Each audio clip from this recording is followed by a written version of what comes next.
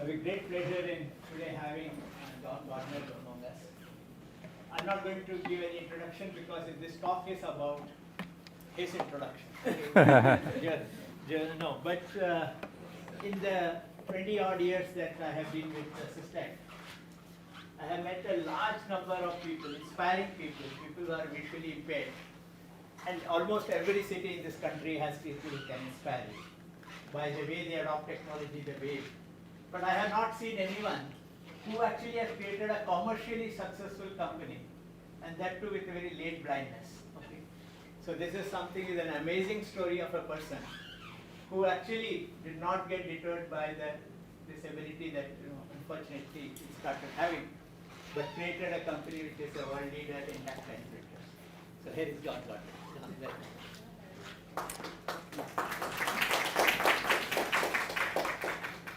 Thank you, Bala.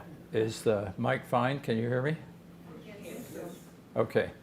I had a nice overview of this talk, which I probably don't need. I hope I don't need because I couldn't find it. What I have on screen here is basically the reason that I started research into accessibility of complex information and eventually started a company because it was needed. Bala asked me to give the story of my life. That's a hard thing to do, talk about yourself. But I will try to tell you how it is that I got here. Why am I here today? You always start at the beginning, unless you don't. The beginning is I was born. And I was born with bad eyes. I wasn't blind. At least I didn't know I was blind. I really was, but I just didn't know it. I had both cataracts and glaucoma when I was born. These are diseases of old people, so I was born old. I managed to get to be 85 years old anyway, so. So do I need to explain the English words cataracts and glaucoma? No. Okay, so I had both cataracts and glaucoma. My parents, I was the first child, and parents of first children don't know what to do with babies. And it took them a long time to realize that I was blind. But I was at least 2 years old before they realized that I really couldn't see very much. And they took me to a specialist in New Orleans, Louisiana, because we lived in southern Mississippi at that time. If you don't know where southern Mississippi is, you're lucky. That was a joke, you're supposed to laugh. Okay, so I was operated on for the cataracts, and the doctors discovered that I also had glaucoma, so I began putting eye drops in. Glaucoma is a disease that causes the pressure in your eyes to be too high and eventually destroys your eyesight.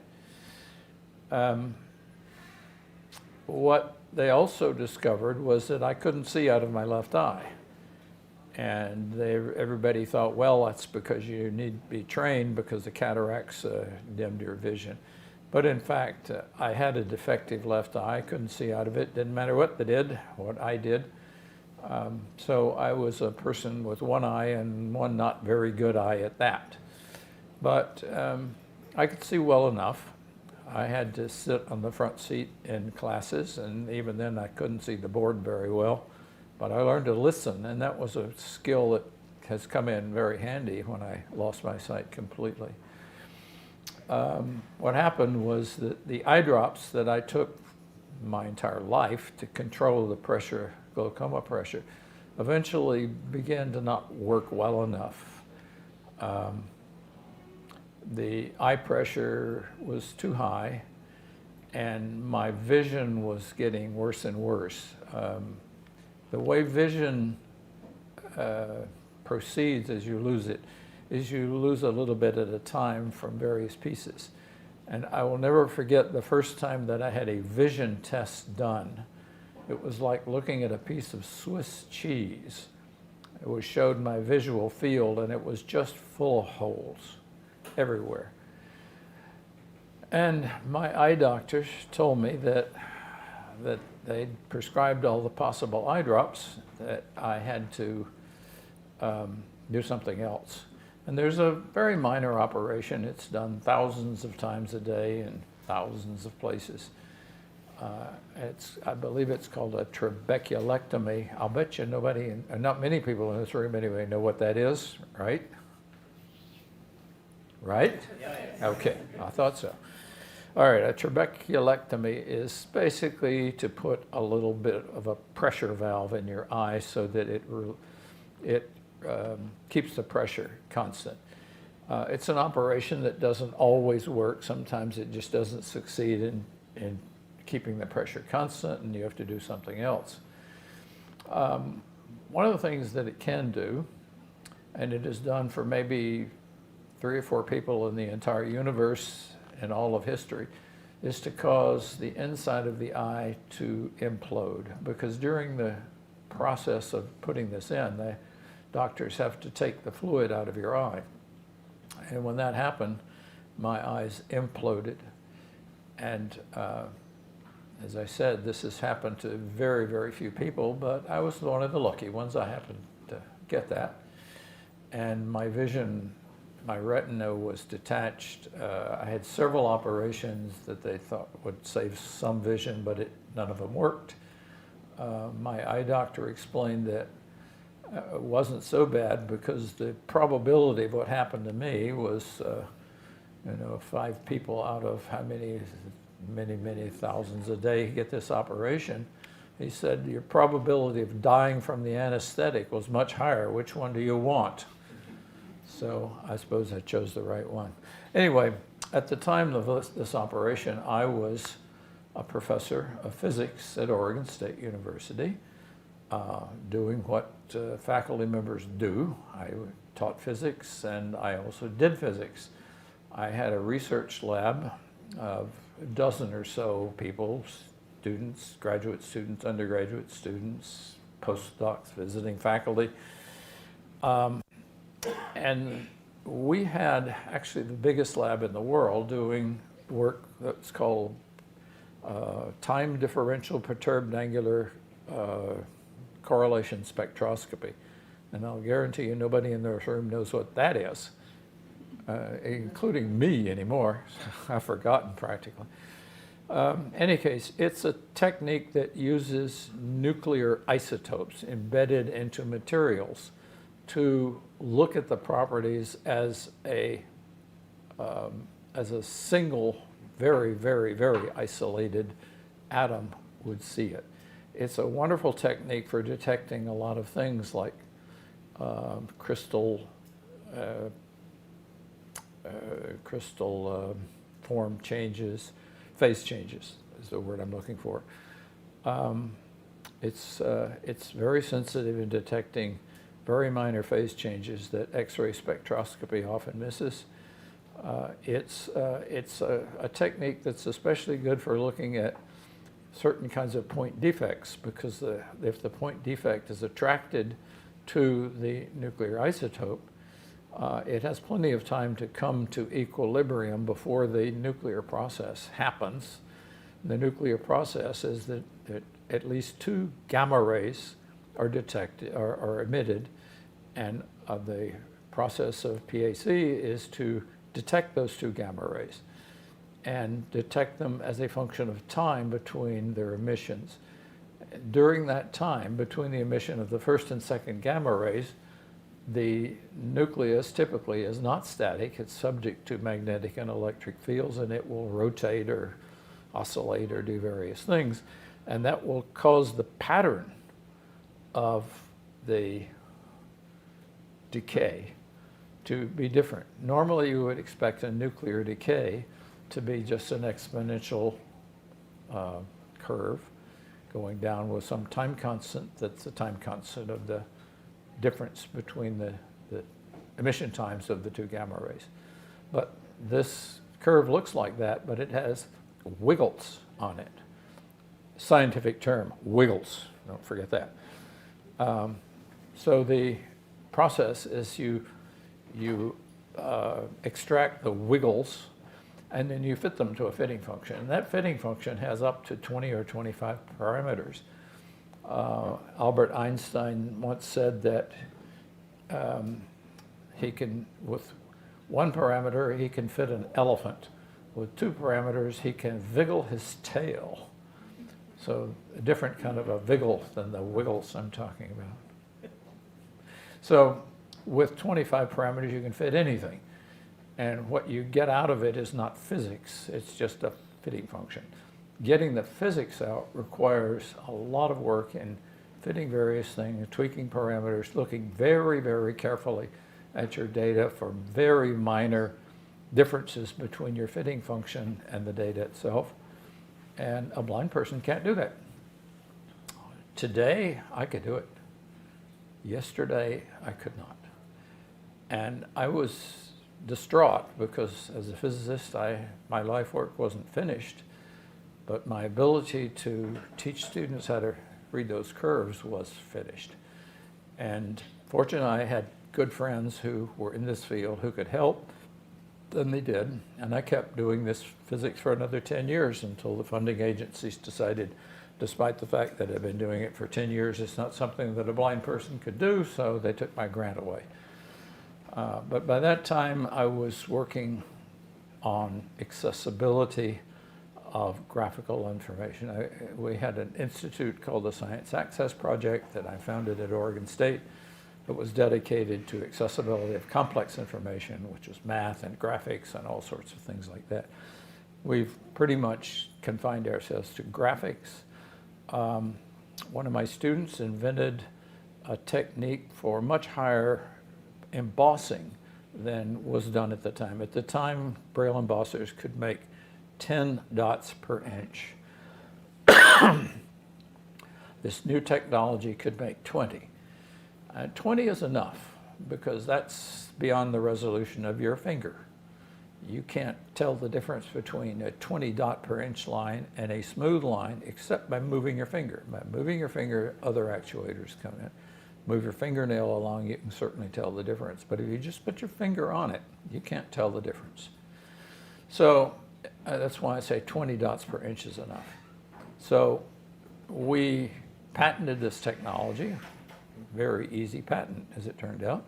The patent was done by Oregon State University because it was there that the discovery was made, and they were willing to license it. I went to the two companies that make Braille embossers, that made Braille embossers at the time, which is to say Index and Enabling Technologies. Index is out of Sweden, Enabling Technologies was out of Florida. And I said, we got this cool new technology that makes much higher resolution graphics, and the university would be willing to license it to you, and I'm sure I could talk them into a financial arrangement that you can afford. And both of them said, not interested. Not interested because blind people don't need graphics. Well, I didn't question the fact that blind people couldn't read tactile graphics. And to a large extent, that's still true. But not needing graphics was a different kettle of fish. And I knew that was wrong. So what was I to do? I had one of two choices. Either I could forget it and go about my business, or we could start a company. I didn't know anything about starting companies. I didn't know anything about running companies. But my wife, Carolyn, who is sitting here in the front row, and I decided we would start a company. We had friends. We were old at the time. I was near 50 years old. No, I was more than 50. Anyway, we had friends who were academics who had accumulated some money, and we had a number of people who were willing to invest $25,000 apiece into a company. My mother invested $100,000, Carol and I invested a bunch, and so we started a company. And then what are we going to do? How do we run this company? Well, I couldn't design anything. I was blind. So we were fortunate we were able to hire a couple of people, and then I began to write grant proposals for small business innovation research grants, and we got them. For many years, every time I wrote a grant proposal, we simply got it, which is unheard of in the United States, but it was quite successful. Then there came eventually a time where we developed a lot of products successfully on these grants, put them on the market, but we still weren't making enough money for the company to exist, so we still needed grants, but we stopped getting those grants because, after all, we'd already developed everything, right? So came a long process of learning how to live on our income, and the company came very close to going bankrupt several times, but we managed to survive. And it was interesting that COVID came along at about the same time as a major contract with the American Printing House for the Blind came along, and between the two of them, our company, which was struggling to survive, began to prosper. So We also got a new CEO. we had a new CEO already, thank goodness, because I was not a very good CEO. So Carol and I have a son, Dan, who came in to take over, and Dan can do everything. He is just amazing, and he took over, and the company has prospered. So that's where we are today. This, I've told you sort of the history of why we had to start a company, a little bit about how we started the company, leaving out a lot of nasty details. And so what do we have? We have a company. The company was started because we invented this embossing technology that by the way, that the year that we started the company and got the file for the patent was also the year that we won the Collegiate Invention of the Year Award for inventing this. And that Collegiate Invention of the Year Award, there are two awards. There's a graduate student award, there's an undergraduate student award. This was a graduate student award. The graduate student got a good bit of money, I've forgotten how much, a few $1,000s. His advisor got a little bit of money, I can't remember how much, but $1,000. But the major thing that we got was a free, all expenses paid weekend trip to accept this prize in Akron, Ohio. Now, if you don't know where or what Akron is, you're lucky.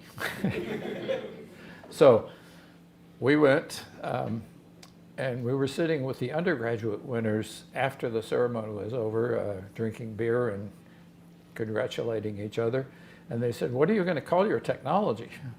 And I said, "Well, it's a tactile graphics embosser."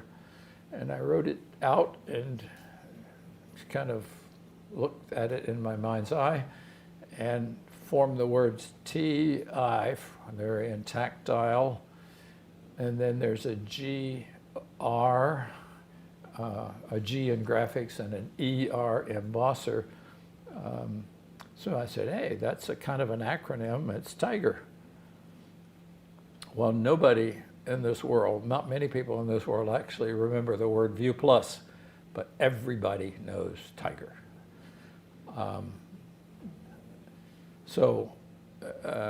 Our IP attorney says, hey, you can't use the word Tiger because there's already a printer company that makes something called Tiger, and they will object, so let's use another name.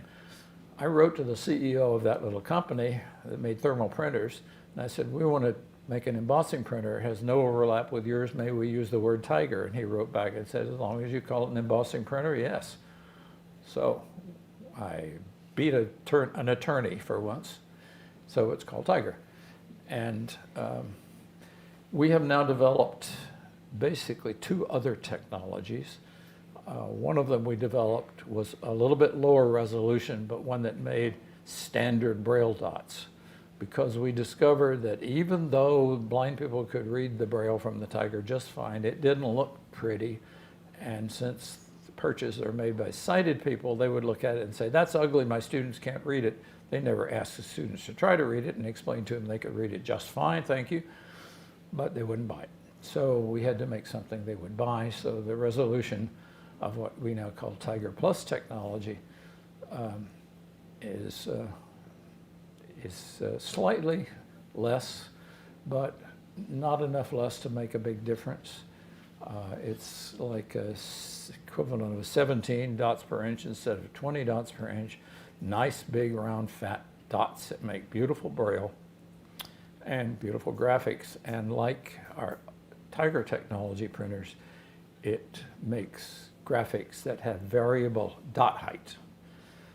And the variable dot height, even more than the resolution, is what I think distinguishes our embossers from the ones that are on the market today. The other major distinguishing feature, which has been mentioned here in conversation several times, is that our embossers are printers, just like any other printer. Well, not just like, because they don't put ink on. Actually, they can print ink on. We have several that print ink on, but they also emboss it. But they act like printers. You go to the CorelDRAW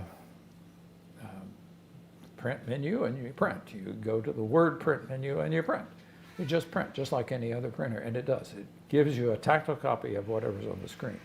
Now, that's not always enough, because you may have words on the screen. Well, it's not going to give you a Braille if there's words on the screen. It's just going to give you a tactile copy of the words. So if you want Braille, you have to turn them into Braille. Well, we have an embosser, add a bundle with our embossers. This is something that we call the Tiger software suite. Has a number of programs in it, but the big one is a Braille translation program. We started something that you may have heard of called the LibLouis Braille translator open source project. And the reason we did that was because Duxbury, who we were licensing our Braille from, just couldn't keep up with us. They couldn't put into our API what was in their Braille translator. So our Braille was not as good as Duxbury Braille, and after a while we just said, well, we have to do better. So we started this open source project, which has now become, I'm pretty sure, the most used Braille translator in the world, especially in non-first world countries. We have 50 or 60 or 70 languages that are supported by now. These are maintained by people in the countries, not by somebody in Boston, because the company in Boston just is too small and doesn't have the resources to make everything work all the time. So if your Finnish Braille doesn't work, it's people in Finland who get to fix it, not me. Anyway, it works well. And that is bundled as part of our Tiger software suite. Index uses it now as well. Everybody uses it practically. You can still buy Duxbury, and many people do buy Duxbury, but you don't need it. So that's sort of the products. We keep developing new products. One of the things that everybody liked was to be able to overprint in ink. So our embossers emboss. We had a joint project with Hewlett-Packard that in 2005 introduced the Spot Dot Imprint embosser that prints in ink, color ink, and also embosses. It's not fast. In fact, it's damn slow, but it does it. And it's been probably for many, many years, our best-selling product. People really like it, but they don't like the fact that it's slow. It only prints on letter-sized paper, et cetera, et cetera. So we made an ink print adapter to our workhorse printers that we call the Elite and the Premier. And that worked, but it's also slow. And as of last week, we shipped the first of a new product, which is a new ink print attachment that goes on the Elite that prints fast and in color, and prints the full width of standard Braille, which in the United States is 11.5 inches.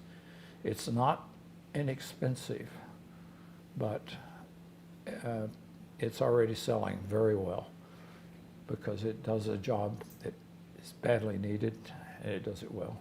So the company continues to invest. We I would say we're profitable. We're profitable enough that we don't lose money. And for now, that's just fine. That's all we need. We need to be able to keep the company running. And eventually we have investors that we promised a dividend and we will have to pay them. But for now, we're doing well. So that's kind of my story. And it's the story of ViewPlus. And Carolyn, what have I forgotten that? You didn't talk about IVEO, did you? Oh yes.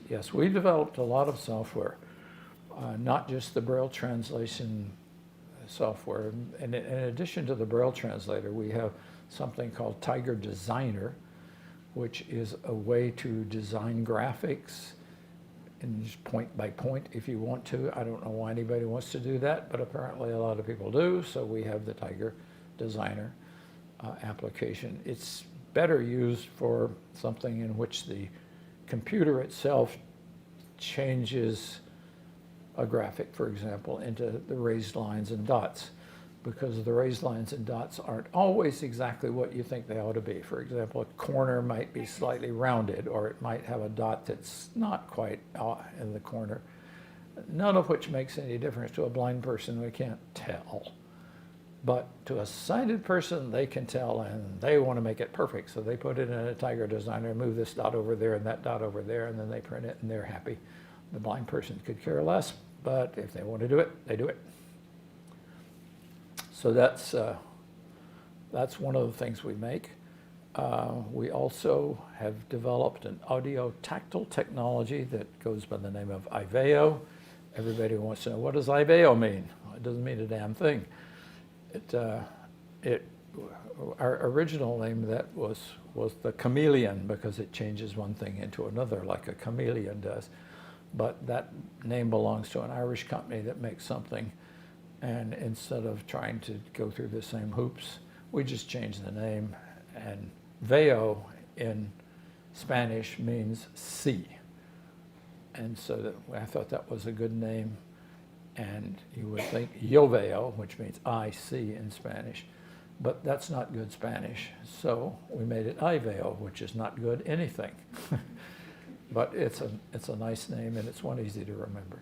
It allows you to make a tactile copy of a graphic, put it onto some kind of a touch-sensitive surface, like my computer here is a touch screen. I could put it on that. We also make a tablet that you can put things onto, and then you touch. And one of the easy examples to show that we show all the time is a map of the United States. Everybody wants to know, every blind person, no matter what country, wants to know what the map of the United States is. So where's California after all? Why is it so funny shaped? Where's Illinois? Where's what? So you can take this map, touch California, and it will say California. And if you double touch it, and somebody has put in some other information, like, California is the home of the crazy woman who's running for president of the United States, or California is the largest population state in the U.S., or whatever the author has put in, you can extract. You can put an entire textbook into a figure if you really want to. So it's a wonderful product. Nobody bought it. At least nobody in the United States bought it. We've sold probably not more than 100 copies in the United States, mostly to young kids, to educators of young kids for their lab. But it's just a bit clumsy, and there's no content. We sell a lot of these in places like Russia and Brazil, but Norway. Yeah. Well, Norway, we sell lots of everything because Norway puts a lot of money into accessibility. So as of earlier this year, the National Science Foundation made a major grant to a consortium led by St. Louis University, because the university had to lead it, and the commercial lead of this grant is ViewPlus. The purpose of this project which is called inclusio, by the way, and something you will hear more and more about as time goes on, is to actually make information accessible. The problem, as I said, with the IVEO was a lack of content. So we need lots and lots of content. If you want a map of India, you should be able to go to our marketplace, say map of India, tell what else you want, map of India without anything around it, or map of India including Bangladesh and Pakistan and Afghanistan or whatever it is. You put it in, and in time, those will all be there. They will be there in a form that you can download for free, but if the person who puts it up wants to charge you for it, they can charge you for it. So it also has lots of other things, like hopefully a list of people who can make something accessible for you if it's not already made accessible, some special thing. It will include from this group, I hope it will include a tutorial on how to read tactile graphics, because you have made a beautiful tutorial and nobody else has. So if you don't know how to read tactile graphics, then you dial it in and it gives you what you need to learn how to read it. That's the problem right now with tactile information, is that it can be made perfectly, but if a blind person can't read it, he can't. And I know because I've asked groups of blind students at the National Federation of the Blind, how many people in this room can comfortably read tactile STEM graphics, for example? And out of maybe 300 people in that room, how many, Carolyn, a dozen? Yeah, maybe. Maybe a dozen said yeah, and 288 said no. And then I asked them, well, how many of you would like to be able to access graphics? And 300 said yes, loudly. So we need to do things. We need to make it possible. Another thing that Inclusio will do, we've developed, and these things are not yet available, but they are well in development and working well. That marketplace that I mentioned is one of them. The other thing is a facility for making it universally usable, which is to say, you download a graphic. Nowadays, you download a graphic. Well, it may be made for a tiger embosser, probably not. Maybe made for swell paper, more likely.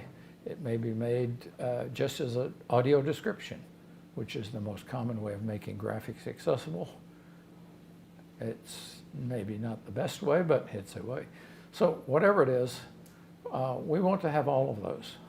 So you have it because there's software that you would put into what is probably going to be a scalable vector graphics file. And that software lets you say, okay, I'd like to make a Braille copy of this, and bingo, it changes the text into Braille or puts Braille mnemonics in. It, if you want to make an audio tactile copy to play on an IVEO, which we're making a web version of now, make it much easier, it'll do that, and so forth and so on. So those are the things that Inclusio will do. Mostly what we're trying to do is to glue together the silos. I mean, there are many people making many things that are useful for accessibility, but nobody can find them because they're over here, and if you Google the right thing, you may be able to find them, but most people can't do that.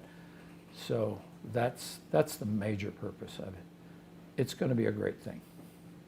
So it's time for me to shut up and let you ask questions. Let me see, what time is it? The time is 3:30. Okay.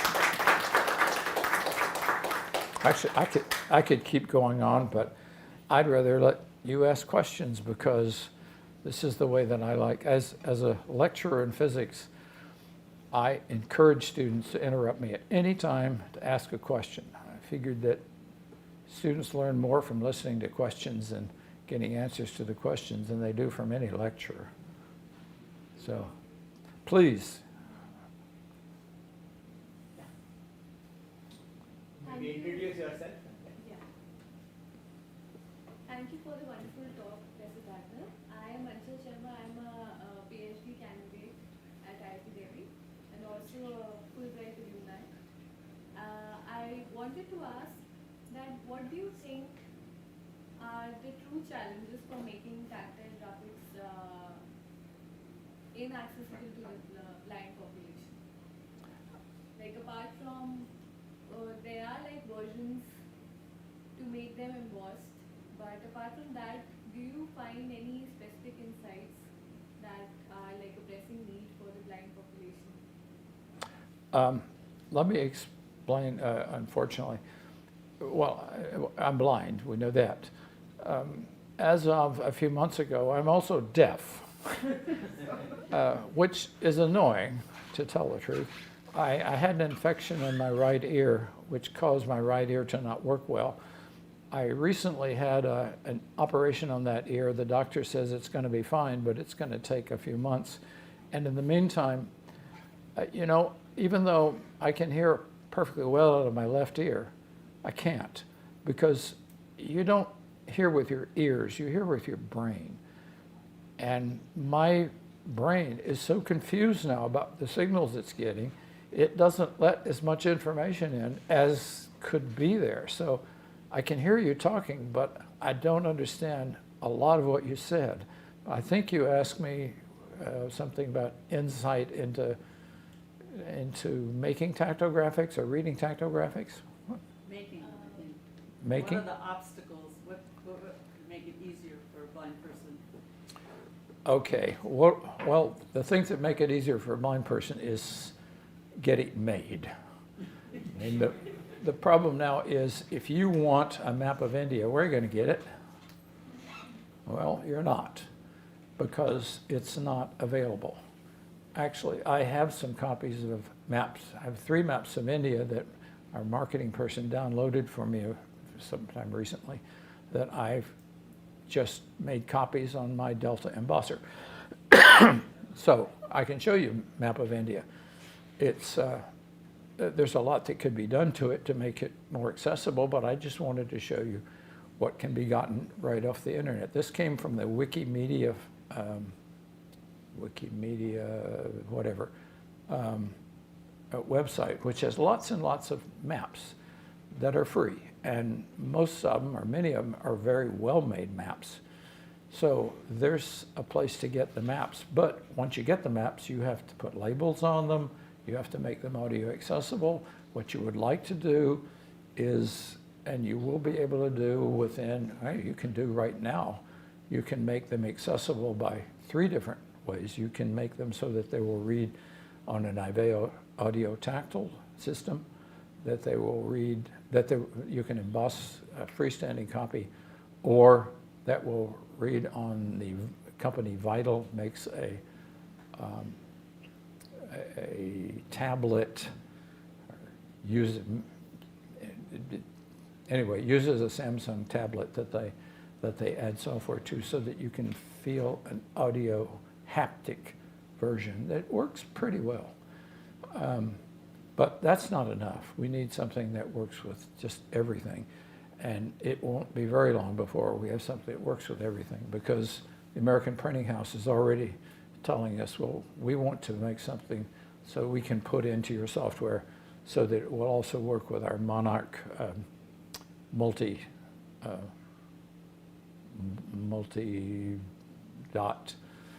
tactile graphics display. Which, by the way, the Monarch I've seen several times. It's really quite a marvelous little instrument. It does cost $20,000, which is, of course, not a problem for anybody. Most blind people can just fork over $20,000 without any problem. But its resolution is 10 to the inch. It only makes dots that are up or down and not multiple heights.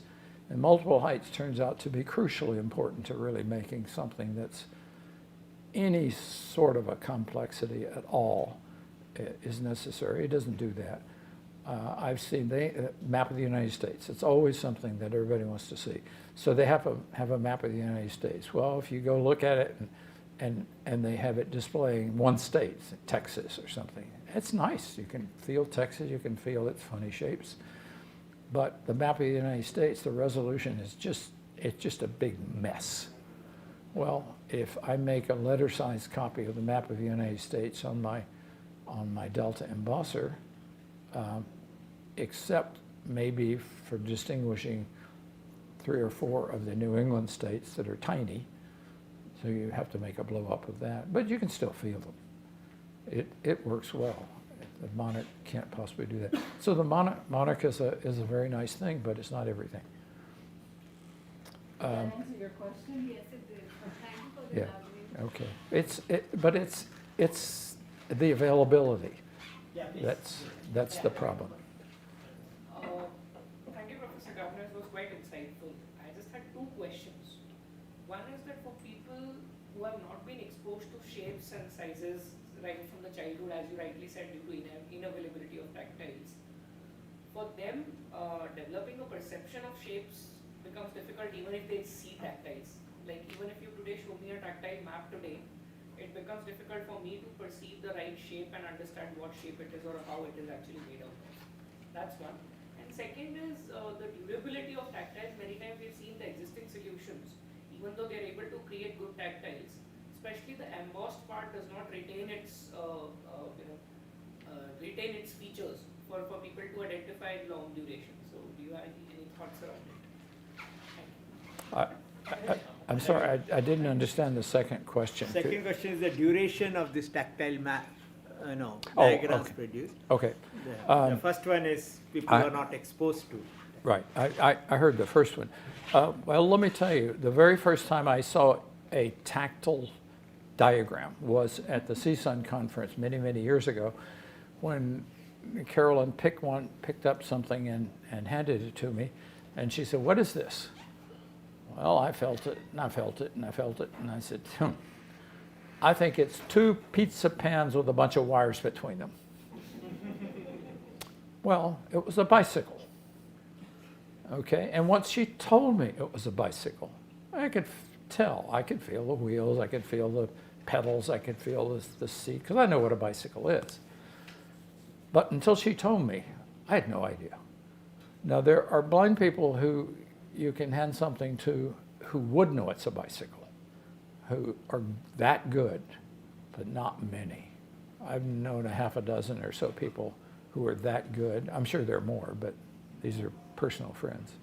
So sort of the answer to your question is no. I don't think that your typical blind person would be able to tell what a shape is. You hand them a shape. I mean, if it's a circle, they'll tell it's a circle, or if it's a triangle, they can tell it's a triangle. But if it's anything that's reasonably complex, it's just a bunch of noise until you tell them what it is. So it's very, very important that you have a title, and the title is supposed to go at the top if you're following the banner rules, that tells them what it is. And often one word is enough, or a few words is enough. But if you do that, it helps enormously. But even that requires that the blind person actually want to do it. You have to be blind. If you're blind, you have to be very determined, because things are not easy. And you have to be able to do things even if they're not easy. And if you get tactile graphics and you don't know how to read them, you'll learn. But how do you learn? You learn from this wonderful book that is made by this group right here. It's the best that I've ever seen. So thanks to Raceline Foundation. Okay, and the second question was, what was it? Durability. Oh, durability, yes. Okay, if it's paper, it depends on really how much pressure you put on it. But if it's something that you want to be read by lots of people lots of times, paper begins to get squashed because you just can't help. Some people push hard and some people have very light touch. But and as it sits around, it will get, you'll put a book on top of it or whatever. An old graphic is a flatter graphic. It's not that it can't be read still. It's pretty hard to flatten one out so that it's completely unreadable, but it becomes harder and harder. On the other hand, there are plastics that emboss well. We did a lot of work on plastics to find out what embossed well. We found there are three kinds of plastics. There are ones that emboss well. There are ones that emboss well, but then when the next day you pick up the thing, it's gone. The plastic embosses, but the time constant of it to decaying back to where it came from is maybe hours. If it's 100 years, then it won't matter that it's slowly decaying back to where it came from. You'll be dead before 100 years anyway. But so that's the way plastics are. You deform them, but they will undeform. All of them, except the ones that break. So that's the third kind. The kind that are perfect, the kinds that deform back to where they came from, or the kinds that break when you emboss them. And there's only one of them you want to use. And it turns out that the best of these was really hard to buy. And we've had a supply that disappeared. We had another supply. And what the kind of plastic is not made for this. They don't guarantee it to be this. So one batch of plastics might emboss perfectly, and the next batch will be the kind that breaks, or the kind that relaxes back in a day or two. American Thermoform now sells at least one or two kinds of plastic that will keep their shape. And so if you use those, they last. You really don't mash them down. I'm not sure that you could mash them down. You probably could if you tried hard enough, but they're really quite durable.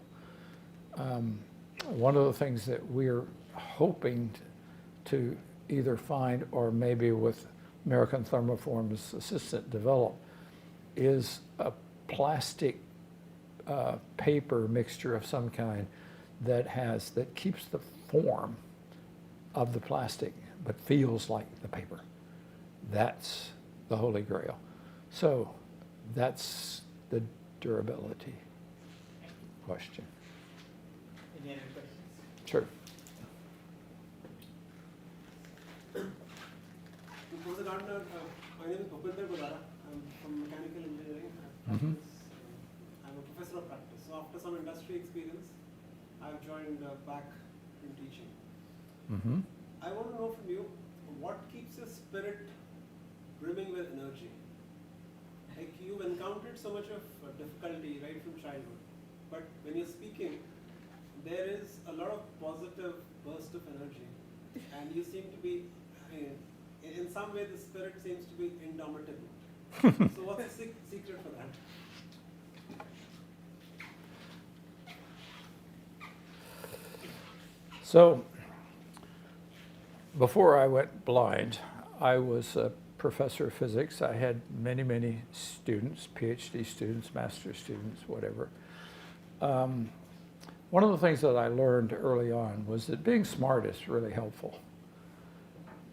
But being determined is the difference between success and failure. So I would not always accept a student who was bright, smart, if he was lazy, if he or she, lots of women students, wasn't willing to put forth the effort that was required to get a PhD in physics. And that's a lot. So I think the same thing is true in every other way. I'm not smart. I know lots and lots and lots of people who are smarter than I am. But I don't know anybody who's more determined than I am. But that was true before I was blind. It didn't change. I think that's the secret. You just have to want to do it enough to do it. Thank you.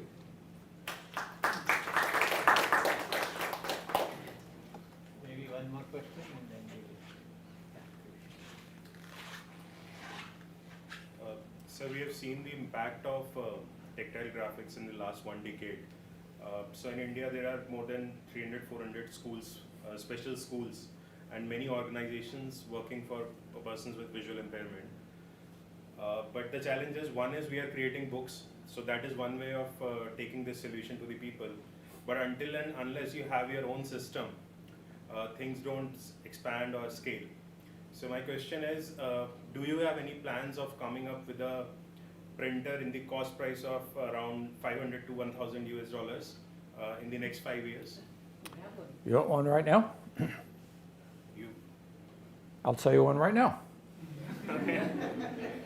There's one very important caveat. You have to support it, because the cost of selling in the blindness market is not very dependent on what it costs to make a product. It's dependent on marketing, because we sell directly in the United States, but we don't sell directly to people outside the United States. We must depend on dealers. And dealers have to demonstrate their product. Sometimes they're dealers that will have to demo something to a person who lives 500 kilometers away. And they can't go over there and do that and sell. For example, our very first product was a software thing called the audio graphing calculator. It's still on the market. We sold it for $75 if you downloaded it, and $125 or so if you wanted it on a CD at the time. Nobody would buy it downloaded. They all insisted on having it on a CD. But our dealers wouldn't sell it. They couldn't. They can't drive 500 miles to sell a product for $125. So we increased the price to what, Carolyn, $300, something like that? All of a sudden, sales went way up because the dealers would sell it. So the dealers have to make a profit to stay in business. Very few dealers have blindness as their primary business. They sell to blind people, but they sell a lot more to people with low vision, perhaps dyslexia, whatever. I don't think we have a single dealer in the world who major sales are embossers. And embosser is just something, so they don't really sell it. They just, if somebody wants to buy one, they'll be happy to sell it to them. So we spend a lot of money on marketing, directly and indirectly. And we do, what? And support. Well, let me finish my sentence. And we're one of the few companies that really does a good job of support. If something is wrong, we make our dealers do the primary support. But in the United States, as I said, we sell a lot directly. And we have to stand behind them. So the American Printing House, which sells a lot of our embossers these days, does a pretty good job of supporting them, but occasionally they find things that they can't do. So it devolves to us. IRI AT also sells a lot in the United States, and they have pretty good support, but things come back to us. So we have only sort of 1.5 support people, but they really do a fantastic job. And everybody knows it. Everybody knows them by name. But that's expensive. Market is expensive. The support is expensive. Repairs are expensive, et cetera, et cetera. If you want to form some type of consortium in India that would provide that, give me an order for 1,000 of these, we're well in the ballpark. I don't know, do you know the, what's it called, the Embrail? It's a small, very lightweight embosser. It makes excellent braille. Its tactile graphics are not quite as good as Delta, but close. It's just a good little embosser, but little it is. It makes the letter size copy. Well, it makes copy on things that are no more than, I think maybe it'll go up to 9.5 inches wide, as long as you want. It's a tractor feed embosser, but it does have a manual single sheet feeder, and a lot of people like to use that. That's our least expensive embosser. List price on it at ViewPlus for the American market, or the international market, is just under $1,995, something like $2,000. Okay, but not much of that is the cost of making it. I would love, and I've tried to make people understand, that you could just about afford to give one of these things to every blind person in your country. Probably not India, but first world countries that don't have quite the population India does certainly could afford it. It would be a few $1 million, but they have to agree to support it before I'll do it. And so far, everybody says, "Oh, that's not our business. We don't do that." Well, I'll leave you, let your blind students, blind people, not have access to so many things. Answer your question, please? Yes. Yes, so I will just add on my own experience to what you said. So when at one point in time I was talking to US dealers for our smart cane. So when they said, "What's the price you sell it in India?" We said around $45. They said that you have to take down that price because it cannot be less than $350. Okay, then we will talk to you. Okay, so that was that. And they said it's not even display it on your website that this is $45. I said that's not possible. So other thing is, I hope you're serious about your deal, because we have the, most senior most official from the government of India today in the audience. Okay, and who is the decision maker and who is the secretary at Ministry of Social Justice and Welfare. So I would, first of all thank the speaker and request Rajesh to come and give a memento to our speaker. Yes. Maybe you want to say. Thank you, John. I was in the audience listening quite intently. I am a student of this institute. I did BTech in computer science long back in '87, I guess. And presently I head the disability sector in India. And as Professor Bala said, we are a nation of frugal kind of innovation. So we have a lot of products. For example, in prosthetics now, a lot of companies are working on 3D prosthetics of different kinds. And the costing is almost 1/10 of Western world costing.